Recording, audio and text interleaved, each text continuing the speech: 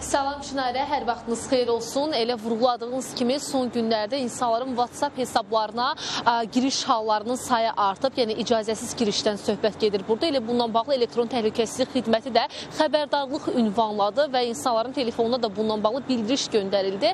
Və təbii ki, təhlükəli bir haldır. WhatsAppdan bugün demək olar ki, hər bir kəs istifadə edir. Gündəlik yazışmalar, müxtəlif sənədlər yollanılır və təbii ki, təhlükədir, riskdir və bununla bağlı elə detallı informasiyalara eyni zamanda nə baş verir ki, belə bir hal yaşanır və necə qoruna bilərik? Daha təfərrüatlı informasiyanı informasiya təhlükəsizliyi üzrə ekspert Rəşad Əliyevdən alacağıq. Xoş gördük Rəşad bəy.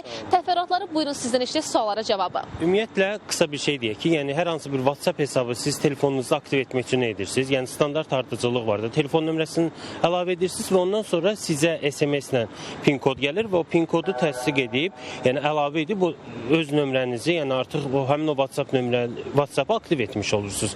Burada da prosedur nə olur? İstifadəçinin zəif hissəsini tapırlar. Məsəl üçün, deyirlər ki, sizə indi hal-hazırda pul göndərəcək və s. Sizə qısa kod gələcək, o kodu deyin. İstifadəçi o kodu verdikdə və artıq o kodu, yəni daxil edərək WhatsApp-ı aktiv edirlər və ondan sonra da artıq WhatsApp əldən getmiş olur. Bu qarşısını almaq üçün nə etmək lazımdır və tövsiyə olunur. Birincisi, sizə zəng etdikdə, hər hansı bir kod və s. istədikdə, hətta WhatsApp deyil, həmçinin bank və s. hesabları ilə əlaqədar WhatsApp SMS kod istədikdə onu verməyin heç kimə.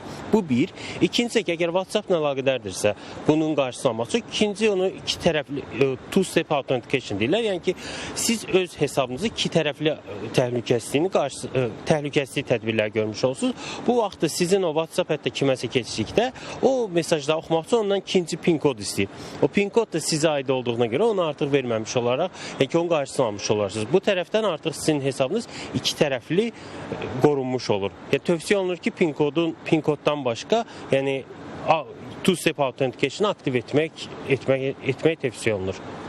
Teşekkür ederim. Çok sağ olun informasiyaları bizden paylaştığınız için. Tabii ki təhlükəsizlik qaydalarına əməl edərək bu təhlükəli risk altında olan addımdan qorunmuş ola bilərik. Çünki demək olar ki, hər bir kəsin gündəlik olaraq istifadə etdiyi, həm dövlət səviyyəli şəxslərin, həm də adi vətəndaşların istifadə etdiyi bu proqram vasitəsilə yəni insanların şəxsi məlumatları oğurlana bilər. Hətta onların bank kartlarından pullar da oğurlana bilər və ümumiyyətlə məxfi sənədlərdə təhlükə altında qalmış ola bilər və bu baxımdan da mütləq şəkildə elə ekspertimizin dediyi təhlükəsizlik qaydalarına əməl edilməsi zəruri hesab edilir. Əldə etdiyimiz informasiyalara çatdırmağa çalışdıq. Sözü yenidən sizə ötürürəm.